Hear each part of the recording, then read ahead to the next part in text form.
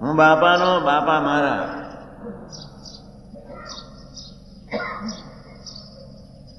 અમરીશ દીક્ષા લીધી છે એની પાછળનો એક જ હેતુ, નહીં કે લોક રીઝવવા માટે, નહીં કે મન રીઝવવા માટે, નહીં કે બુદ્ધિ રીઝવવા માટે. નાલાયક અબજો વર્ષથી મન બુદ્ધિના એક હેવા એવા છે જ. ગ્રહસ્થ માત્ર લોક રીઝવવા માટે જ 100% દાખલો કરતા જ હોય છે. સાધકો કે સંતો એના શિષ્યોને જ રાજી કરવા માટે 100% રાજી કરવા પ્રયત્ન કરતા જ હોય છે. અબજો વર્ષના અહંતાના એક નાલાયક સંસ્કારોના ફળ સ્વરૂપે દરેક વ્યક્તિ એના મન બુદ્ધિને જ રાજી કરવાની કોઈક મંગલકારી હેતુથી જ બિચારી જીવી રહી છે. અને જિંદગીનો ખોટો સમય બગાડી આત્મા ઉપર નાલાયક અહંતાના ગંદા સંસ્કારો નાખી આત્માને દરબી દઈને, વધારે દાબી દઈને, કલુષિત બનાવીને પ્રભુથી અનાદિકાળથી ચેતના છૂટાછેડા જ લેતી રહી છે. ખૂબ સજાગ રહેજો.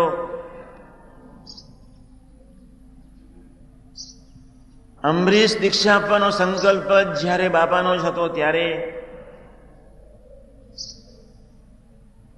અમરીશનું આખું જીવન, જે ભક્તરાજ, જે રાજર્ષિ થઈ ગયા તેમની હું વાત કરું છું. હું પ્રભુનો, પ્રભુ મારા.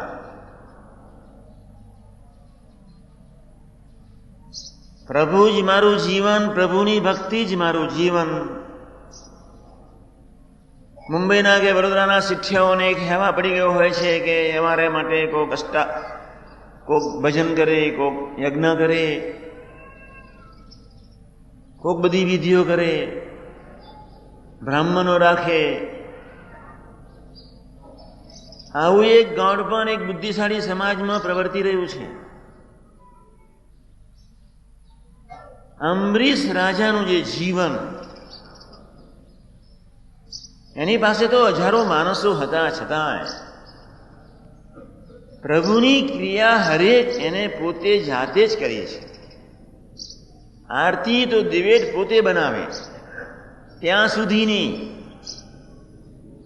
ઠાકોરજીનો થાળ તો નહીં એની મિસિસ પોતે બનાવે ત્યાં સુધીની, પ્રભુ અર્થેની બધી જ ક્રિયા એક રાજર્ષિ પુરુષ હોવા છતાં અમરીશનો હેતુ એ પ્રભુને અર્થે જ, કેવળ પ્રસન્નતાને અર્થે જ, પ્રભુનો થઈને જ તું રાજી થાય એવી એક મંગલકારી ભાવનાથી જીવન જીવવાનો સંકલ્પ જ્યારે તમે સૌ કર્યો છે ત્યારે તમારે ખૂબ સજાગ થઈને, ખૂબ જાનપણે, ખૂબ ખટકો રાખીને જીવવું પડશે. બાકી સમાજ, લોક અને તમારા મન બુદ્ધિ તમને ખાઈ ન જાય તે માટે તમારે ખૂબ ધ્યાન રાખવાનું છે. ફરી સમજાવું છું.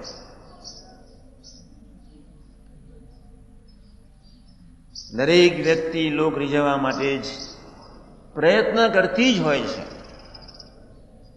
એનો જિંદગીનો અંતિમ સ્વાદ છે, સર્વોપરી સ્વાદ છે.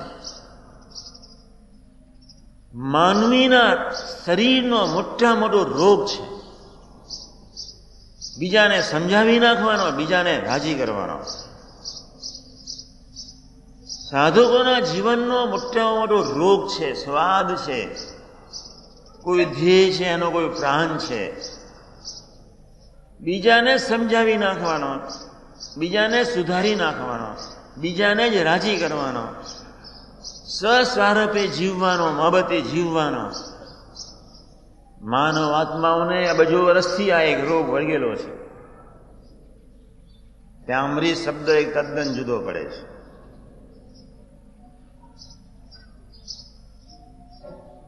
હું ફરી કહું છું, કોઈ ભવૈયાનો વેશ ભજવવા માટે આપણે નથી ભેગા થયા. ખૂબ ધ્યાન રાખજો.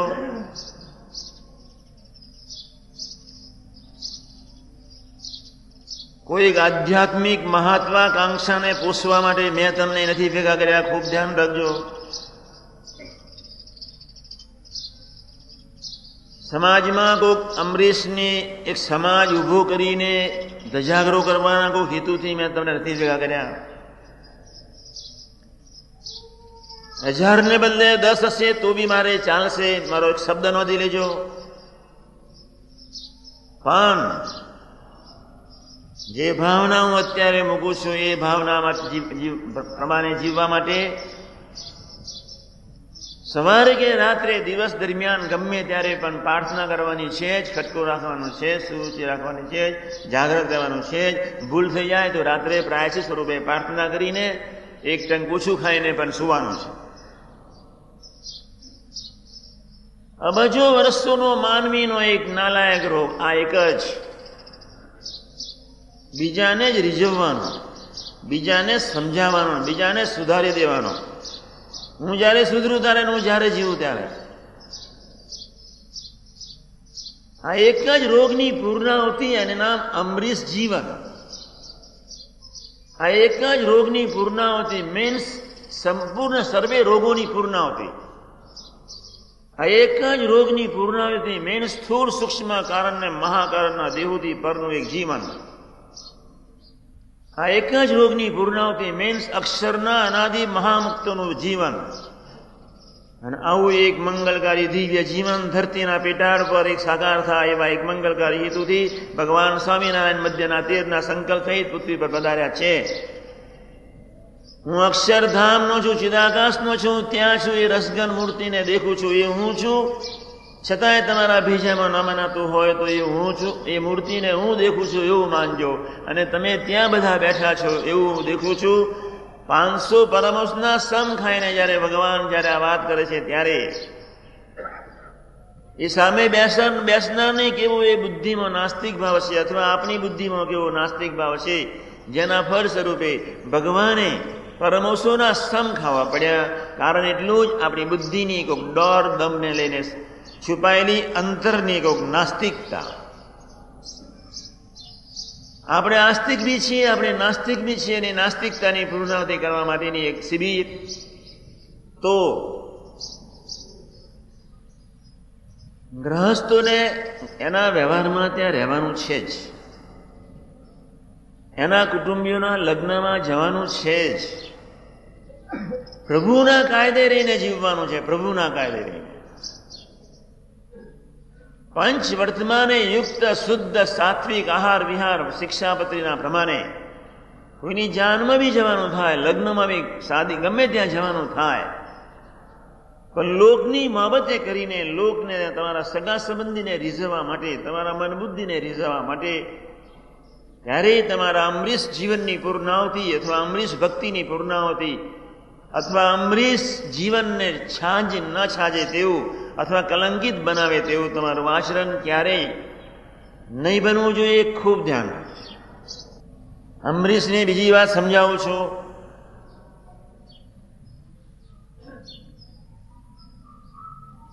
દરેક વ્યક્તિને એની બુદ્ધિની ખુમારી હોય છે, એની સમજણની ખુમારી હોય છે, એની લક્ષ્મીની ખુમારી હોય છે. મારુતિમાં કોઈ બેઠો એટલે સાયકલ વાળાની બહુ પડી ન હોય, અને મર્સિડીઝમાં બેઠો એને મારુતિની પડી ન હોય. અનાદિકાળના એક ગંદા નાલાયક હેવા લઈને ચેતના બિચારો ફરી રહ્યો છે.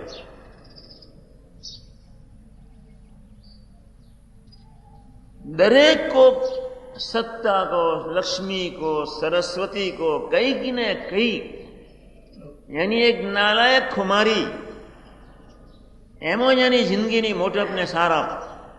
કોઈક લક્ષ્મીપતિને એની લક્ષ્મીનો જ કેફ, એવા આનંદ પ્રકારના કેફ. કોઈક સાધુ એને ધર્મનો કેફ, સાધુ એને જ્ઞાનનો કેફ, સાધુ એને વૈરાગનો કેફ, સાધુ એને ભક્તિનો કેફ. વિવિધ પ્રકારના કેફ, વિવિધ પ્રકારની અનસમજણો લઈને માનવી એની અહંતાનું પોષણ કરીને હરેક સેકન્ડે જીવી રહ્યો છે. અમરીશ ત્યાંથી જુદો પડે છે. ભવાઈ નથી કરી, ધ્યાન રાખજો. મારે ત્રીજી વખત કહેવું પડે છે.